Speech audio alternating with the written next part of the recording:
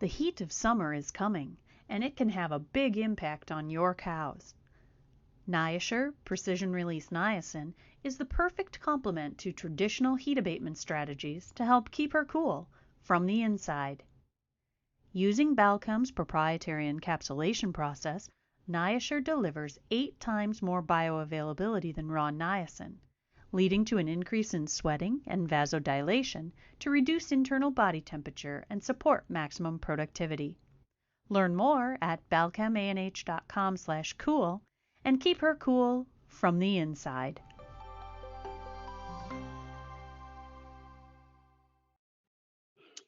Hello, everyone. My name is Scott Sorrell, and I'll be your moderator today. It's my pleasure to welcome you to the 10th installment of Balchem's Real Science lecture series. Today's Real Science webinar is titled Improving Dairy Profitability with Dr. Mike Hutjens from the University of Illinois. Dr. Hutjens, the podium's now yours. Well, very good, Scott. Thank you very much. And Dr. Sorrell, we appreciate that fine introduction. And good morning, good afternoon, or good evening, depending on where you're hearing this program today. First, I want to certainly thank Dr. Sorrell and Balchem for the invitation opportunity to be on today's program. And our theme looks fairly general, improving dairy profitability, but you'll see we'll certainly have basically a COVID-19 underthrow portion to that part of the program. So let's go ahead and get started on today's program if we can and give a quick idea on what we want to cover in the next 45 minutes. First, lessons learned with COVID-19, the changing dairy industry as it relates to COVID-19, managing milk volume, what you need to know and what you want to consider, and then finally some smart strategies in today's COVID-19 dairy market. So certainly this PowerPoint makes total sense to all our dairy producers around the world and our support industries, and that it is a changing world. So let's take a quick look back to see what's happening very much in the dairy industry. This, of course, going to be very heavily influenced by US.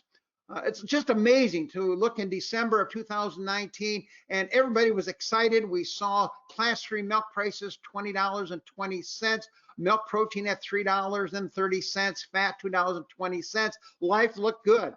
And then, of course, COVID-19 came into the screen.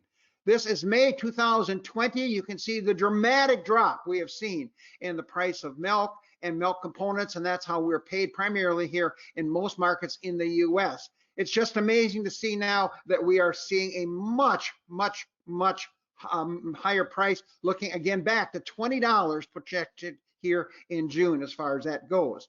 And of course, one of the real factors is going to be the base excess programs now being implemented here in the US. So we're using the term dead cat bounce, comes from the Ag Economist group, and really what that means, it says, are these trends real or are they not real? And here in the US, we know grocery sales went up 20%. That's the good news. Normally, they account for about 50% of dairy sales, but unfortunately, the restaurants and other aspects of it did not go up, and therefore we seem to have lots of extra milk, certainly in the spring. Certainly, the question is, and looking ahead, dead cat bounce, and that's going to be a recession. Is there going to be a second round of COVID-19? No vaccine at this point. What about high unemployment numbers experienced in the United States? And at one time, the all milk price was going to be at $14.35 in April, below break even in the US at this point, but that number has gone up significantly at this point. And as we point out, the big increase here. Another concern is high inventories of cheese and butter, and they are in inventory and they will have some impact as well. And then, of course, the government purchases. They are in the marketplace with $320 million in the food box program, and that's now been extended, and some $120 million in the cheese program. So the question is, what are all these things going to do as a dairy farmer and the dairy industry in the future on dairy farms? So certainly strategies in 2020 from Ag Economists would say our dairymen need to protect milk prices from downside shifts as far as that goes. In 2019, if you were in the marginal protection program, you got 39 cents per hundredweight if you're at the $9.50 level. 2020, right now, it looks like it's going to be 66 cents for all your milk in 2020 being produced at that cutoff level. We are well aware there is a direct government payment for the first quarter, 620. If you spread that over the entire year, that's $1.50 per hundredweight or 45 kilograms as well out there in the program. And of course, in the US, we have various government programs and put options or your co-ops that you can actually lock in milk prices. The other big bullet point is we don't need more milk. And so we'd like to keep milk increases less than 1% in 2020. And of course, that is going to be a challenge now with $20 milk that's on the horizon coming here very quickly. Slaughter numbers are down. They may reflect some of the problems we had with COVID-19 in the slaughter plants here in the US. And replacement heifers are going up, especially on the western side of the United States, people starting to gear up. And of course, we checked a number of the co-ops. They are going to continue to have their base excess programs, which means that they are going to control how much milk they're going to purchase from various farms. Some other things to take a look at, and that is close-up heifers. That price was of a month ago, $1,300, still about the same price in the Midwest, but be well aware the University of Wisconsin's budgets say it costs $2,000 to raise a heifer.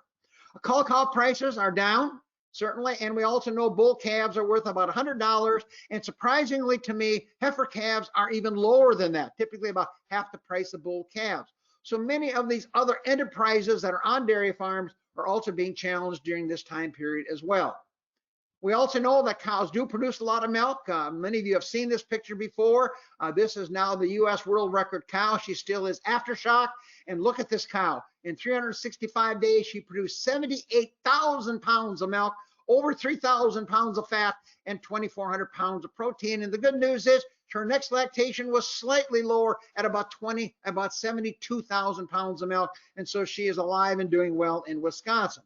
So these are changes that are always coming. Be ready. You always got to be ready. And you can see basically my favorite Jersey cow and I, we have made a change over the last 3.5 years as well. So change is inevitable. And the question is, how are we going to react?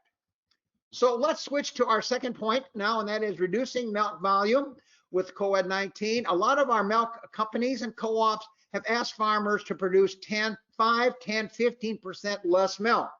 And of course, that's a big challenge on many dairy farms. And so I thought in today's discussions that we would look at risks and choices. And I think you as a dairy producer or work with dairy producers, we have many factors that you can talk about with your clients and dairy farm managers. I broke them down into 3 categories, what I call ranking. Green is recommended. I would seriously, if I were a dairy farmer, consider this if I were told to produce 90% of my base amount of milk. Orange means caution. Be careful, you may have some side effects that you want to be aware of. And then in red simply says, I wouldn't do it. I just wouldn't do it. So let's take a quick walk through and see kind of where we're at with these products here. Now here's a problem I have. Some very important questions I can't answer. The first one, how long will the base excess program exist? Going from 0, and there are a number of producers in the United States, they are not being told to cut back or up to say 15%. The common number I hear is 10%. Another question I can't answer, and that is going to be what are going to be the demand for dairy products? Will it return to the January 2020 levels? And the question is, if they do, are you ready to respond? And one question will be, do you have heifers available if you want to respond using that approach? And then the third question I can't answer, and that will be, will export markets grow? We were exporting 16% of our milk in January 2020. And of course, the question is, will we be able to do that again here in the next coming months? So we're off and running at this point. And so the first one we're going to talk about, and you'll notice it says recommended, and that is reduce the number of cows. And so this is a very quick way to get your 10% reduction, if that's the magic number you're targeting out there on your farms. And that will also allow to maybe optimize the feeding program and improvement and management decisions. There are very few negative effects here, but now the animal is gone. So the question is, if I have to sell cows or heifers, those markets are relatively soft right now, meaning not very profitable at this stage of the game. It's interesting to some of our listeners that farmers who have done this discovered that they were overcrowded, and lo and behold, they sold what they thought was the appropriate number of cows, and lo and behold, they got more milk from those cows that remained. So it looks like everything was working against them, so I certainly would look at that as an alternative. Number 2, extend the dry period. Certainly the advantage we have here is we keep the cows on the farm. Now, when I say extend the dry period, I'm going from say 50 days to maybe 90 to 120 day dry period. The advantage that has, the cow is still there. I can reduce my feed costs. Most dry cows will consume somewhere around 30 pounds of dry matter per day, and that will cost me in the range of $2 plus, versus staying in the high or in the TMR on the farm, where these cows could be consuming 40 pounds of dry matter in the lactating ration, and that could be in excess of $4 a day. So there's an economic advantage here as well, moving those cows over. Of course, there are some downsides. One is risk of heavy cows, no question about that, and that can lead to increase in metabolic disorders. So my recommendation is when I got closer to these long dry cows, put them in a separate group. Don't put them in your dry cow group, because now you're going to overload that facility, and that's going to cause some further problems. And I want a very unique ration to this. And of course, I think that'll be a tremendous opportunity for one of these low energy type rations that we've been accustomed to here in the US as far as that goes. Plus, I can take out some of the key additives and other products that I may not need, because I'm going to take them from the separate group, hopefully in a separate location. And summer's here. Great place to put them on pasture if you have that in your area, dirt lot, shaded, and go that direction as well. So we'd recommend this one as a second recommended procedure to think about if you have to reduce milk production and you want to keep those good cows on the farm. Now, all of us have seen this data. This is some DHI data that comes from North Carolina. And you look here at this data, and you can see the number of dry days that you have listed over here going down the column. And you can see when we get over 90, you can start seeing we lose some of the real benefits. So the sweet spot using DHI data in those cows that had dry periods reported, you can see the sweet spot sits right around that 50 or 60 day window there as well. Now remember, these are cows that were not decided to dry off. So we got to be certainly aware of that, because we can avoid this, what I hope, this negative impact we'd have here. So let's move forward. So I think we have some wonderful tools for our dry cows that may have long dry days. And you can see we got to control body condition score. If these cows start to gain body weight, I'm using a trigger number of 3.25 or higher body condition score, then we have products that we can do. Rumen protected choline, which will protect liver function. Organic chromium, which have impact glucose and insulin. A propylene glycol, a glycerol, used as a glucose precursor, primarily as a drench product. A monensin, which changes the rumen fermentation pattern, increasing propionate production, lowering blood ketone levels, and hopefully some protein sparing effects. And we have rumen protected niacin, which can reduce body fat mobilization. So we've got some wonderful tools that if we get some of these heavier cows with these extended dry periods, we can certainly keep these cows healthy and happy. So let's look at a couple of new updated information on niacin. For some of us, this is a fairly new product. We may not be using it. And this is a group of different studies. Now, this is unprotected niacin, or we refer to as raw niacin. And you can look at these various studies. And for the sake of time, I'm not going to read all these to you, but you can see in some cases you will see an increase in milk yield in these cows, impact on milk fat production as well. Here are the big ones. You can decrease NEFA, non-steroid fatty acids, in several of these studies, and that, of course, reflects also in the decrease in beta-hydroxybutyric acid. And here are your references you can check out. So niacin can have some important aspects here, especially in these transition cows that may have some unique challenges.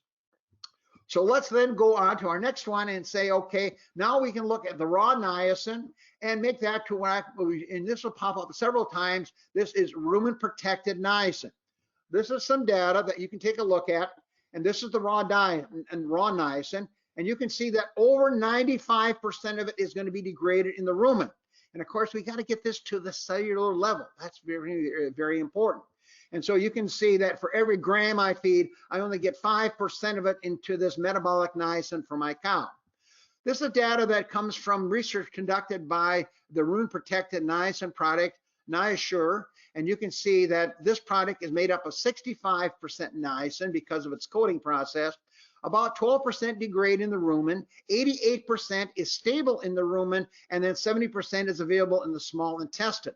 So when you put all these numbers together, then you can see, and you heard this earlier before we started the webinar, that the potency of the raw niacin versus the NiaSure, their data set is about 8 times more potent as far as that goes.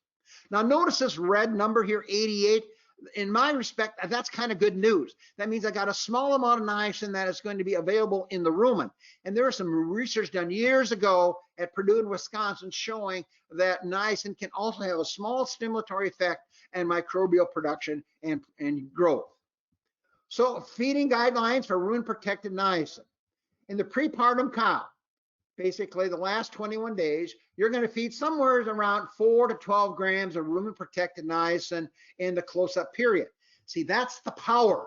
If you've got far off dry cows in a separate group, I don't have to feed that in for the first 60 or 70 days when they're having extended dry periods.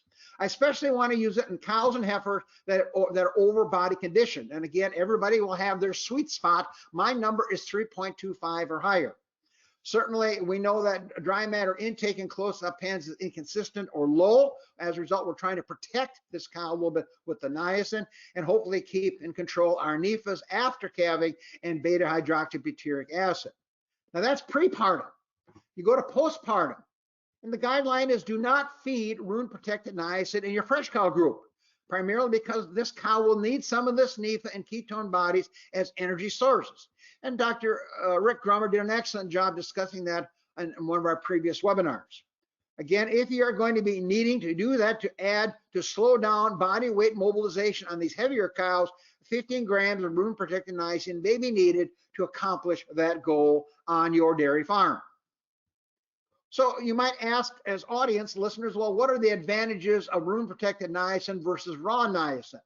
And certain of all, it's a very predictable delivery of niacin to the small intestine to be absorbed to get to the various tissue and cellular level. So it's a very predictable. Number two, we have pretty good animal responses because we know the bioavailability is going to be much higher on the rumen protected versus the raw product.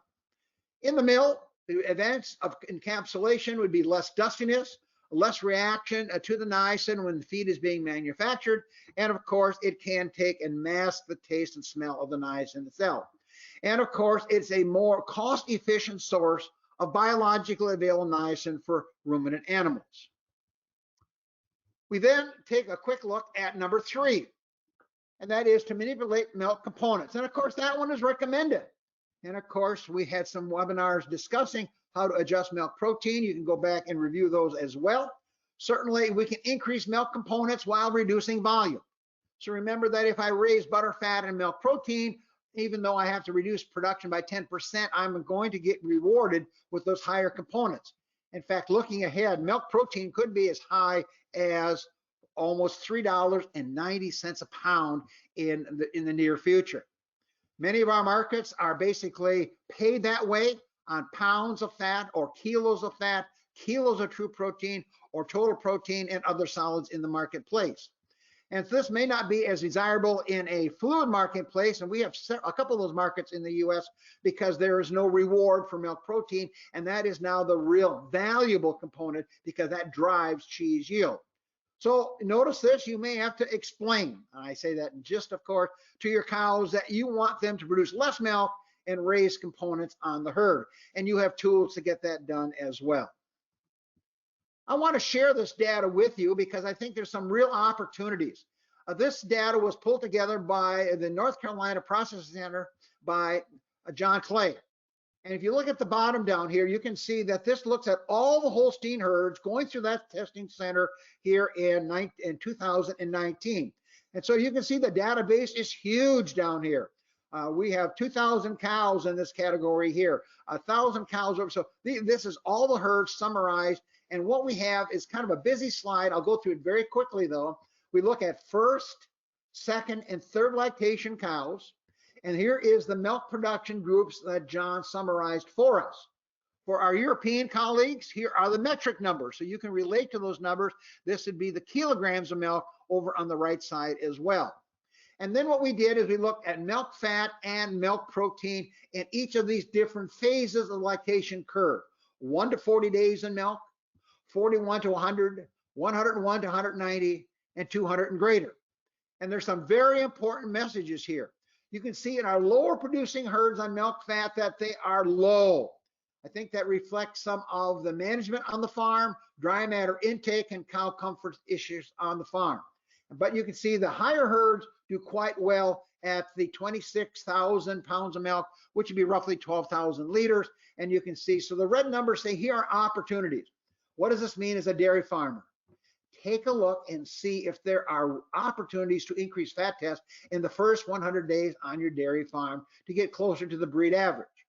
Now look at milk protein. This is a wake-up call, at least to me. You can see in the first 100 days, all of these cows are below the true protein level. And for our Holstein cows, that should be about 3.1. Now, if you're in Europe, you may be using total protein. That would be obviously about 0.2 of a point higher. But look at this. Go back at your herd, you dairy farmers, and take a look and see, is there an opportunity in the first 100 days to increase milk protein? And then go listen to Dr. Overton and see some of his tools that he was suggesting in his discussion a bit earlier. We're now moving to number 4, and that's feeding surplus raw milk. In other words, we're just not going, we're going to produce the milk, but my co-op, my processor is not going to take it, and I'll be penalized if it does go there. Notice I've got 3 different colors here. The first one is recommended, and that is to feed the excess milk you may have in your farm to replacement calves. That could be both bull calves and heifer calves. So certainly shifting from milk replacer to whole milk certainly would be a logical decision to make. Ideally, that whole milk should be pasteurized to be sure that there are no bacteria passing on to the calf. Mycoplasma and Johne's would come to mind very quickly. Number 2, you could expand the weaning period. Instead of being 6 to 7 weeks, we could go to 3 to 4 months of age. These calves can really grow very, very nicely here, and that would be another way to extend milk production, excess milk production. Another choice would be to feed out the bull calves on the farm, and these calves consume very large amounts of milk per day, much like veal calves here. Now, of course, you're going to have to market these calves or make a decision as well with those calves a bit later. But that'd be recommended. You get full value of that milk. Another point is I have caution, and that is to feed it to the lactating cows. I would not feed it to dry cows because there's a risk of causing some challenges there. The sweet spot, according to the University of Wisconsin, is about 6 pounds of fluid milk per cow per day. This would be Holstein milk. A couple of things to think about, and that is the dry matter level should be certainly, don't get it too wet. In other words, I want that TMR under 60% moisture to ensure that cows eat adequate amounts of dry matter intake. And then your nutritionist, you will have to go in and balance for the protein types. This would be a very soluble, degradable protein, this casein. It's a great protein, but the bacteria are really going to attack it and provide amino acids, sugars, of course, coming in there, and some fat. So certainly be careful. You'll see why in just a minute here, because we have to take that milk from the bulk tank and get it to the feed wagon. And that's got to be done every day, keep it fresh, and that can be a real challenge on dairy farms replacing water. Another choice, of course, is to sell the raw milk. And you'll notice I've got it in big red letters, not recommended. In most states, that is not legal, and there are some real risks with that to the dairy farm as well. Let's go back and take a look at that 16 pounds of milk. This also comes from the University of Wisconsin, and this looks at what's in that milk. You can see our protein, fat, lactose levels, and total solids. This, if I fed basically the 16 pounds of fluid milk, I would have somewhere around 14 plus pounds of water, about a half a pound of protein, 0.6 of a pound of fat, and 1/10 of a pound of lactose there. Now, what I did, I went in and calculated what that would be worth. And using my numbers here, this would be worth about, when I looked at protein using soya, 30 cents, 37 cents using animal fat, and about a nickel here for lactose. So you can see when I add these numbers up, I have a value here of about $5 per 100 weight of milk when I do all the calculations here. And of course, it's going to cost me probably $6.50 to $7 in Illinois to produce that. So I don't really make any money, but I can dispose of the milk very nicely going that direction as well. Food for thought. Another idea that farmers are thinking about and consultants are talking about, and that is to institute what we would call a, we skipped that one, my apologies, my computer is doing some magic here this morning in Illinois, shifting from 3X to 2X. Now notice I've got that in my caution category. Going from 3X to 2X milking, you could see a potential drop if you did it to all the cows of 4 to 8 pounds of milk a day. Yep, you could get that big drop there and maybe do what you want. But my concern is high producing cows, those cows that are producing perhaps 40 liters or more, we may see some leakage here from excess pressure, some stress on those cows as well. If we have some leakage occurring, milk somatic cell counts could go up, affecting my quality premium, and we could have more mastitis occurring there as well. Now, a couple people have suggested we'll target the low group of cows, or just the low producing pen if you've got that on the farm. Now the problem is I'm still milking 3 times a day for part of my herd, and part of my herd is being milked twice a day. And I did some time analysis, and you could actually do this by milking the 2X cows either first and last in one of these shifts there, and therefore you could consider this. But again, that just adds another wrinkle to the management problem challenge on the dairy farm. So for me, I got that in that category as caution. Number 6, another caution category, and that's institute a low group. And on most farms, especially here in Illinois, we are now looking basically as a one group TMR. So if I go to a second group for my low producing cows, that could represent 10 to 20% of the cows could be included in that group there. The advantage I have there, of course, is I will have lower feed costs, because I can lower the level of protein, remove some of the additives I don't need there, and restrict dry matter intake, either by feeding fixed amounts, which takes excellent feed bulk management, or add a filler feed of fiber to bulk it up so cows can only eat so many kilograms or pounds per day, much like we do with replacement heifers as far as that goes. Now, when we shift these cows to the low group, most people would suggest you'll see a drop of 4 to 6 pounds of milk in that. But that'll be very herd specific, depending what that ration is, the level of milk production, cow comfort, and space.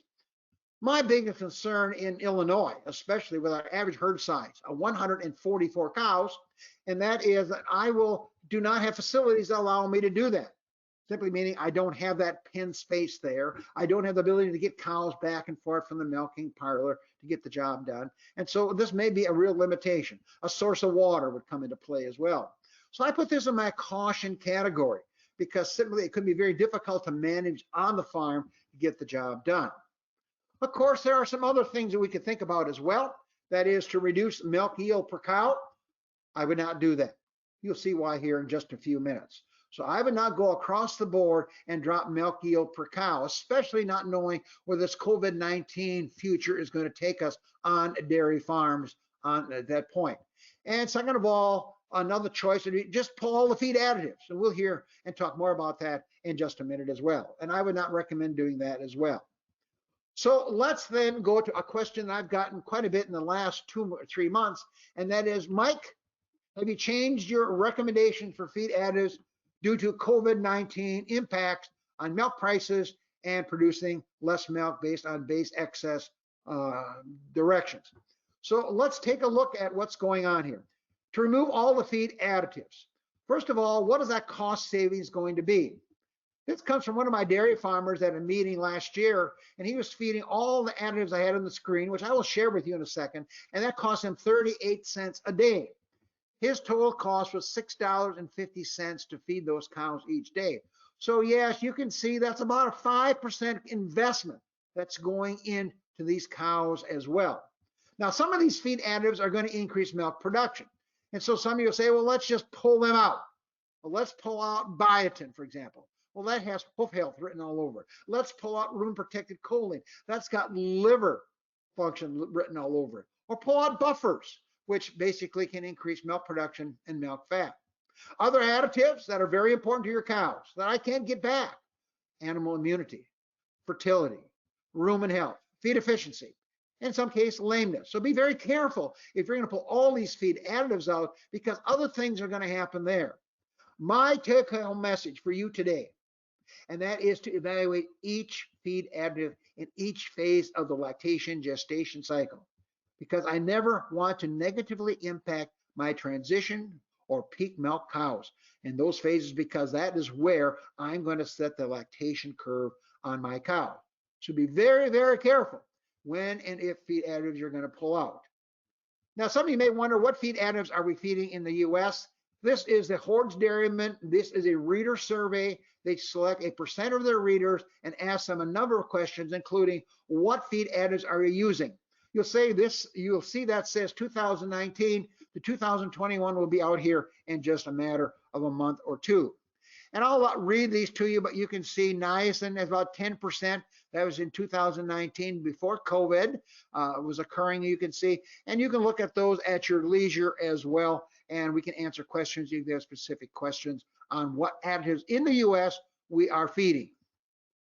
Now, another important thing is, what are the various roles of feed additives? And you can see this chart put together from VitaPlus.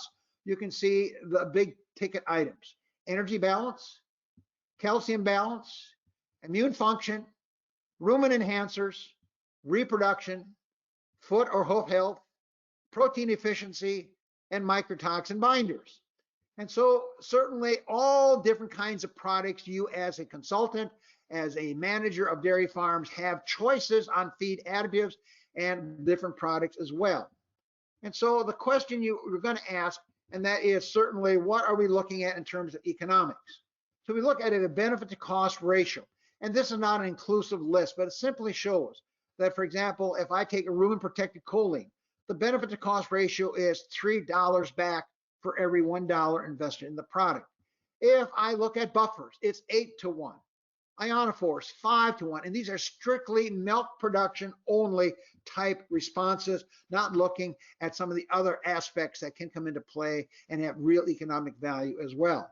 So I use this benefit to cost ratio. I want this number to be at least 2 to 1, because not all cows respond. And one farmer said, "Show me the money, Mike." And I think these tables show very nicely where kind of payback you can have. So here's my list. And because we are going to be short on time here today, I'll not read these all to you. But you can see my magic list here. These are in the brown colors. That's at 30 plus cents my farmer calculated here. In blue, in the next couple of PowerPoints, you're going to see some things added here on my lactating cow, a microtoxin binder. And that may be very important for some of us, especially on farms, depending if there are some challenges on silages and microtoxins in the crop. Let's look at the close-up dry cow. The list changes. And now you'll see others drop. Now you can see in blue, in this last year, we've added chromium, rumen-protected choline, and anionic products. And this one could be a bit controversial, but certainly we'll discuss that at another time. Then let's take a look at our fresh cows. And again, same kind of approach in blue. I've got a calcium supplement. This could be a bolus, could be a drench. Going to get extra calcium to my fresh cows. I'm also going to put rumen protected choline in there, and I'm going to also have chromium in there as well. So those are my lists. All of you have your own list. I'm not saying mine is right or wrong. Yours may be better, but certainly we all have this list as a dairy farmer or as a consultant, veterinarian consultant, feed company personnel.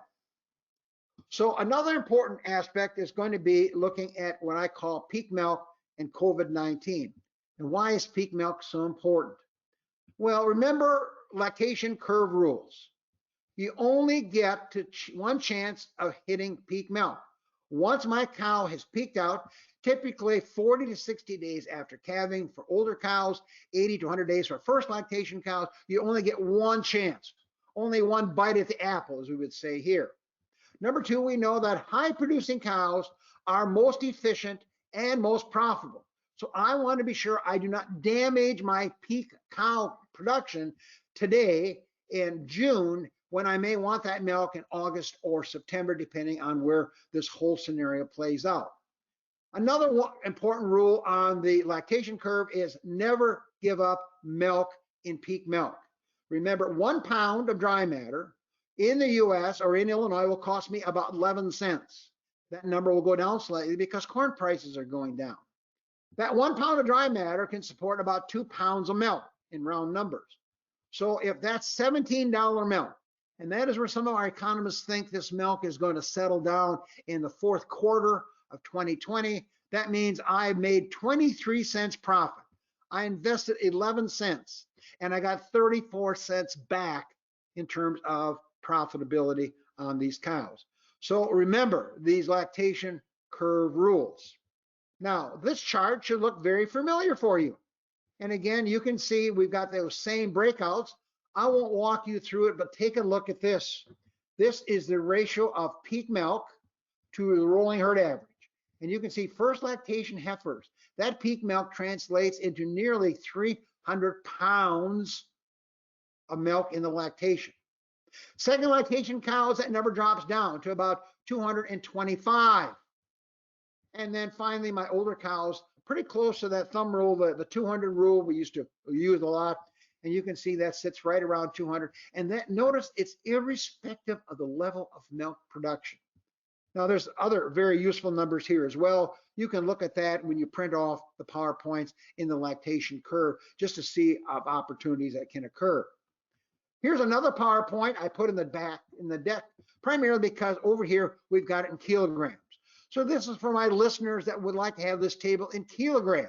So over on the right side is the kilograms. On the left side was the last table we just saw, much bigger, of course, and now you've got it in terms of kilograms.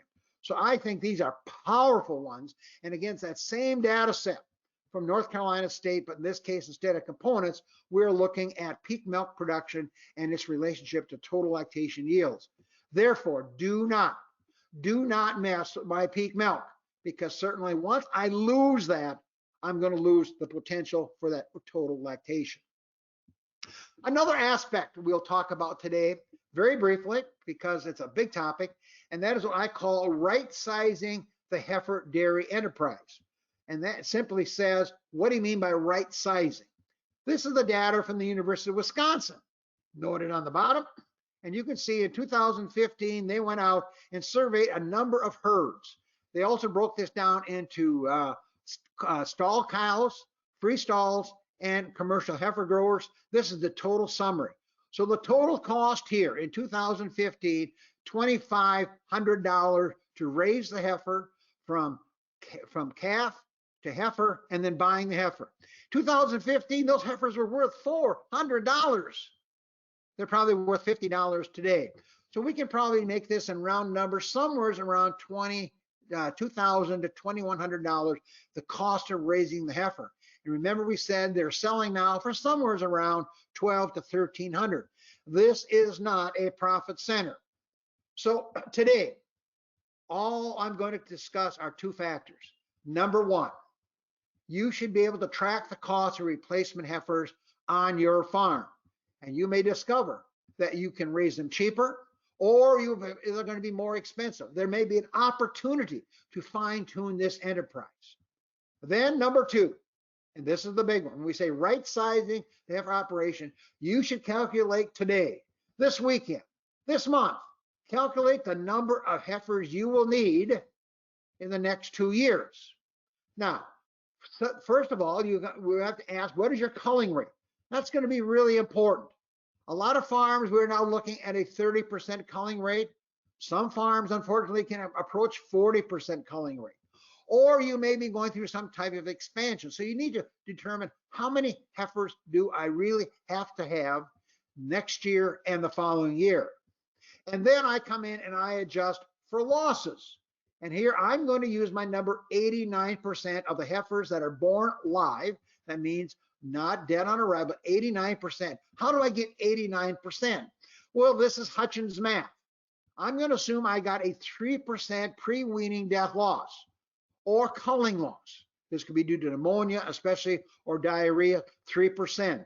On some farms, this is under 1%. The national average sits around 7 or 8%.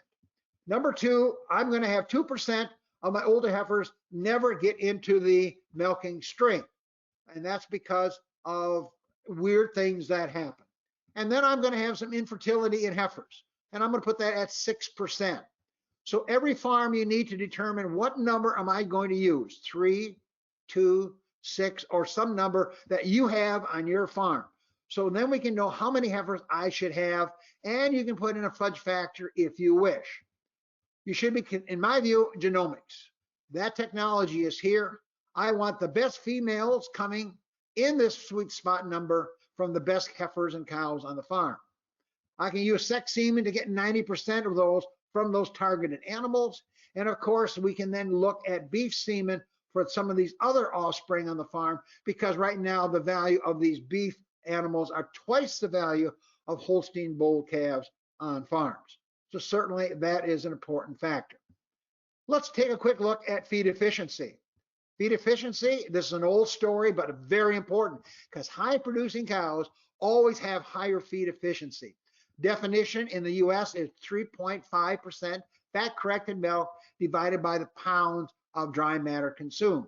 For Europeans, this would be kilograms of 3.5 fat corrected milk divided by the kilograms of dry matter consumed. Waybacks are taken away. Here's an example.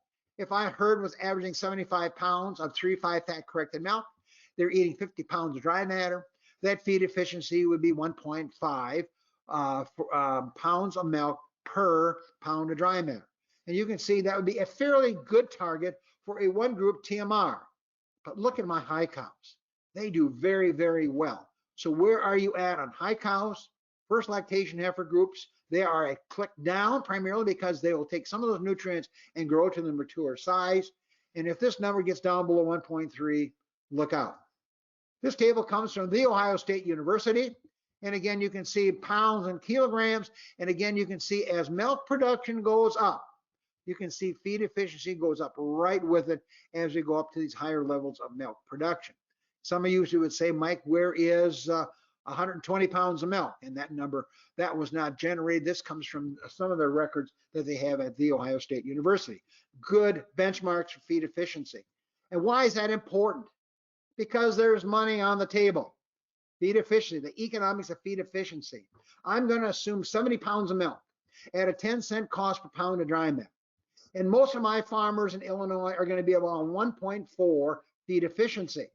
If you can take 1.4 to go to 1.5, which means I'm getting the same amount of milk, but now I'm feeding less dry matter to achieve that, you can see my savings is 33 cents a day. Hopefully there are no farmers in Illinois at 1.3, but there you can see another 40 cents. So there is huge economic value. And that's why we're saying be very careful with transition, fresh and high producing strings of cows, because they are going to make me more money converting dry matter into product. This came from the feed efficiency Dairy Discover group meeting a couple of years ago. And you'll look here, here's the base feed efficiency for whole farm. Energy, it's 21%. Protein, it's 28%. And you can see all these management factors. And literally, you can see they all impact feed efficiency. In other words, converting the dry matter into energy or protein. But the big 100-pound gorilla in the room is feed waste, shrink. And there's some huge numbers there to take a look at. And so let's finish up today's webinar by looking at this shrink value. Generally, we will see that it can vary from anywhere from 1% from a feedstuff to as high as 20% in some of our forages. And one nutritionist says this will be a 10 or 15 cent per cow per day. And this slide was put together by Jim Barmore, and you can see all the factors. Today, we're just going to say a few words about feed refusal. We will not discuss the other ones. And these are interesting numbers that really impact economics during COVID-19. We are now saying a 1 or 2% way back. That's feed refusal. That's ORTS, whatever term you want to use, and I'd feed that to a steer. If it is more than 5%, I'm arguing it needs to go to a lactating cow. This is too much, too valuable. We have to be sure the feed is available there. I use the Penn State box, plus or minus each of the boxes to determine if these animals are sorting. I remove the way back after each day. In fact, we are in some very large herds in Saudi Arabia. They remove it after each feeding. Feed stability, especially we get in these hot temperatures we have right now in the United States, propionic-based additives can work, and we can add water to this that can improve minimize sorting here, but it also can change stability of the feed stuff. So we're wrapping up right now. Get your pencil and paper out and check mark how many of these things are you doing. And if you are going to be doing all these things, then I think you're in great shape. I call this my COVID-19 checklist. Number one, are you feeding an accelerated milk or milk replacement program? Number two, are heifers calving in at 23 or 24 months of age, basically at 85% their mature size? That means they're going to gain about 0.9 kilograms per day. Are you using a low energy, the high straw, or some of you call that the Goldilocks ration? It looks like a real winner, and that will be very important in these longer dry cow periods. Are you targeting feed additive use on the farm as well? The next point, do you have a fresh cow group? And that's a real challenge in Illinois with my smaller herd sizes. And we're going to keep them in that for at least 10 days, at least and as long as 21 days, depending on spacing and room size. Are you using the calcium supplements? To me, I think we've seen some really good results with that for at-risk cows. And you'll notice what we're looking at on these products. Some are fast and slow calcium absorbers, calcium chloride, propionate, and sulfates. Are you using the supplemental organic trace minerals? I think immunity is written all over that. And then finally, what type of heat stress abatement are you looking for all your dairy animals? We understand lactating cows and fresh cows. Well, what about dry cows, replacement heifers, and baby calves? So with that in mind, let's just summarize what I call the COVID-19 challenges and risks. Certainly, focus on profitability, sustainability, control the controllables. What I mean by that is I cannot control the price of milk. I cannot control the price of gas, or I cannot control taxes or other things like that. I do control such things as dry matter intake, milk components, and animal health. Use the available tools that you have out there, depending on whatever strategy you've undertaken in COVID-19, and keep very current on new research and technologies. And that's one of the real pluses with the Balchem program. So with that, we're going to turn the program back to Dr. Sorrell to see if we have any questions out there and go from there. Thank you, Mike. Before we get started answering questions, we'd like to share a brief 1-minute video, and then we'll be right back to answer the questions submitted during today's presentation. We'll be right back.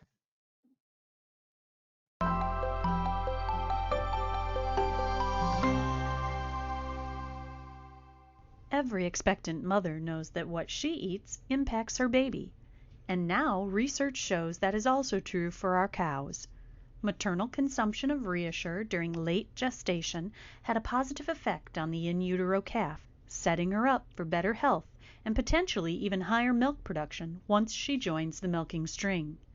Learn more at balchemanh.com/launch and launch your herd for life.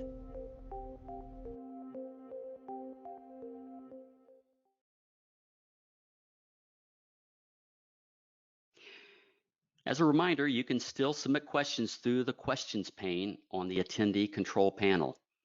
Dr. Hutjens, our first question is, let me get to it here. What do you see happening with milk protein prices in the U.S. in the near term?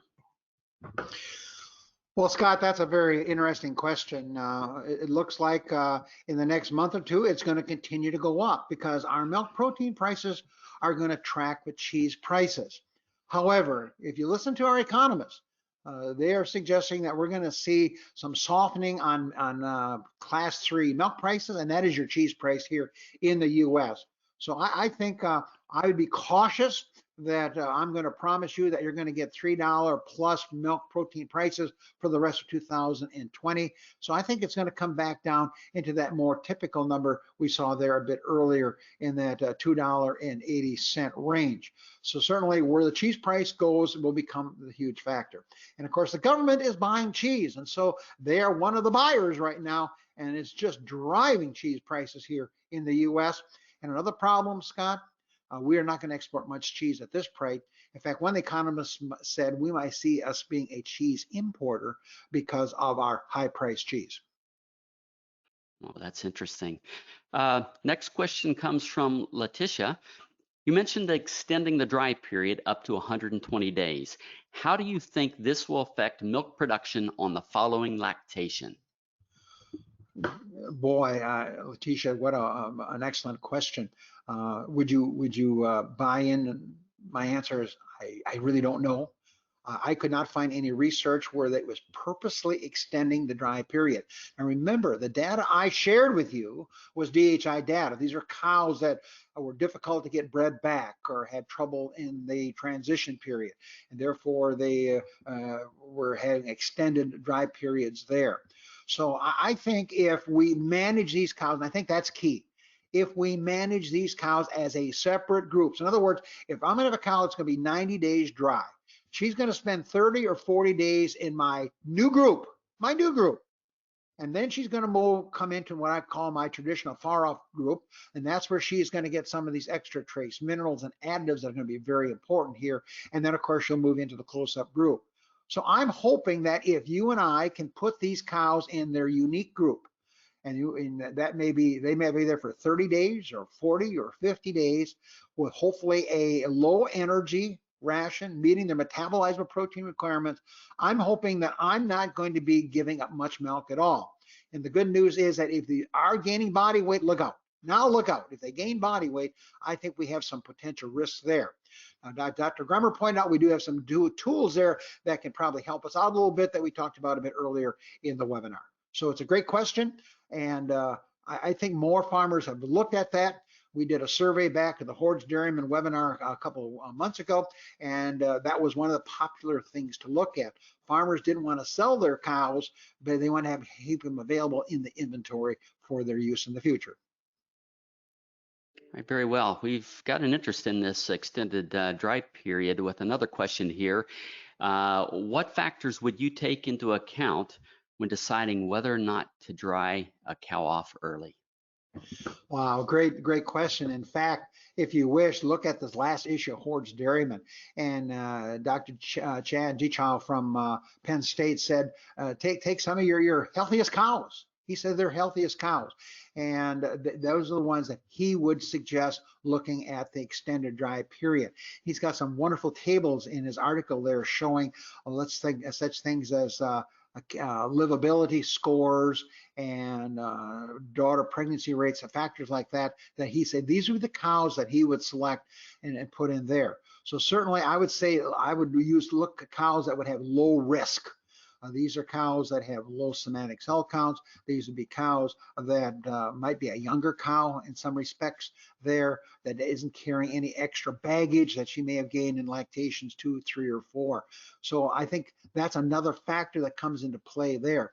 It's interesting though that if I dry up a cow early, an interesting example, Illinois, 144 cows, and that's about 10,000 pounds of milk. If I have a 10% reduction, I need to come up 1,000 pounds of milk. Just think about that. If I'm using my dry cow as my only, and I would not say that's the only way to go, but that strategy, if they're drying up at 50 pounds of milk, it would take about 20 cows to drop that milk. And that's one of the real factors with this base reduction, and that is I've got to get there fast. Going from 3x to 2x from high group to low group, I'm not sure I can get there very fast where I can if I cull cows or if I dry them off. All right, we're going to take a little different direction with this next one. Would you adjust nutritional strategies based on the relative values of milk fat and milk protein?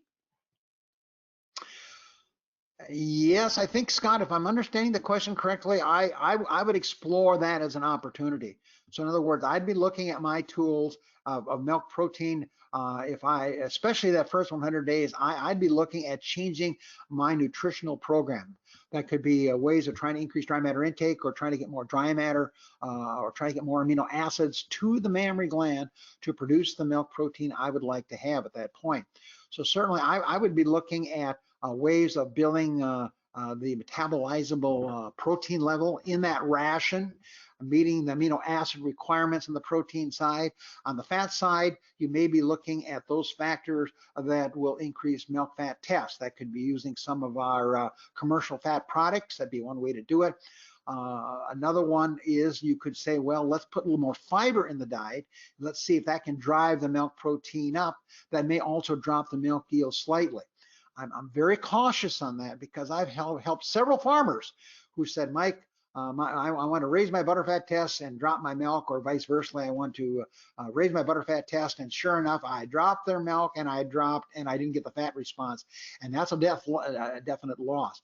So certainly you want to tread on that one very carefully, and I would be looking at such things as the fiber levels in the diet, starch levels, sugar levels in the diet, to see if there's some room to make some adjustments in the ration. The UNDF number could be useful as well to determine if there's some opportunities to build a milk component in the feeding program. I just wouldn't willy-nilly go in and say, go ahead and add a quarter of a pound or half a pound of rumen-protected fat, or 10 grams of rumen-protected methionine. All right, Dr. Hutjens, Sterling is asking, can you comment on the risks of drying cows off early with 40 kgs of milk per day? I think that's an important factor. In other words, if I got cows, and yes, some of these herds, these cows, if we have to dry off, they could be up at 35 or 40 liters a day. Then I think we need to manage those cows to reduce that milk production down to a much lower level. The number I would use is probably 20 kilos or 20 liters. Again, you ask, where's the research, Hutjens, to back that up? I don't have that. But I think you want to get those cows down lower in milk production. That may mean that if I'm going to dry off 10 cows giving 35, 40 liters of milk, I'm going to put them in a separate group, probably give them a all forage, no concentrate feeding program here, and really, as we'd say, knock the socks off the milk production, drop them down to a more manageable level. I am concerned drying off 40 liters of cows, the tremendous pressure we're going to have there in leakage. And of course, when we dry these cows off, protocol is going to be the same depending on your farm. If some of these cows need to be antibiotic treatment, that's the time to do it. A teat sealant would make sense at this point, but certainly I think there are some inherent risks at 40-liter cows that I try to minimize if we're down at 20 liters of milk. Very well, and this will be our final question of the day. What other additives can I use other than monensin so I don't crash my milk fat test? And that's from Marv. What other additives can I use so I don't crash my milk fat test? I guess, Mark, my first comment is that I use monensin as canary in the coal mine. And it says that if you're feeding 300 milligrams of monensin to your dairy cattle and butterfat tests come down, then there's some other factors going on in that ration that's causing that butterfat test to go down. In a balanced ration. And what could one of those factors be? Well, it could be unsaturated fatty acids, PUFAs, that could be causing the problem, not the monensin as far as that goes. Certainly, I think anything that's going to stabilize the rumen. Now I'll go back to your question, Mark, now that I've gotten my off the beat path there a bit. I would say any feed additive that is going to stabilize and improve rumen fermentation is going to be a plus to whole butterfat tests, because I'm trying to keep the rumen pH above 5.8 and to maintain my acetate and butyrate production. Those are my two fat precursors. Mammary gland is going to use for denosynthesis of milk fat. So certainly additives, the ones that come to mind very quickly, of course, is going to be your various buffer sources that are coming to the feeding program. Some of the yeast products that are out there on the commercial area as well would come into play.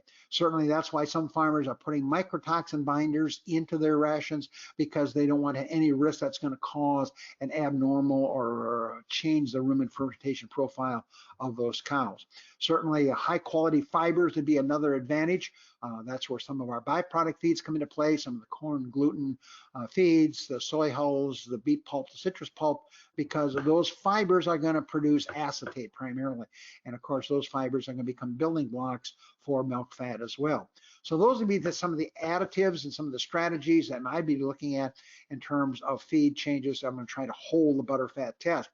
Unfortunately, as milk protein goes up, generally speaking, milk fat goes down.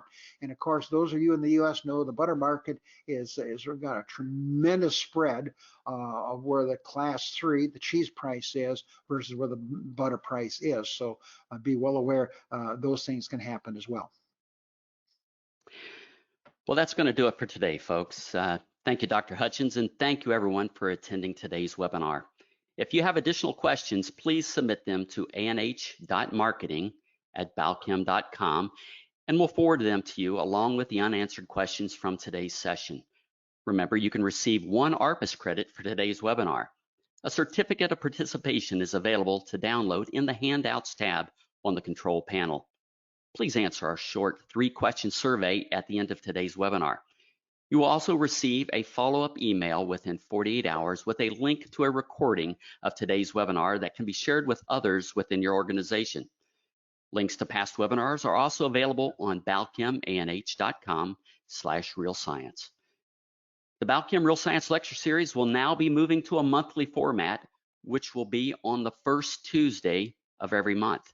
Our next webinar, Feeding the Immunity Defenders, the evolving field of nutritional immunology, will be on July 7th, featuring Dr. Barry Bradford. New research shows the strong link between nutrition and immune response. Dr. Bradford will review the pharmacological and nutritional tools that can improve the inflammatory state and reduce disease risk. Go to balchemanh.com/realscience and click on the Register Now button to get signed up. On behalf of Balchem and Dr. Hutjens, thank you for joining us today.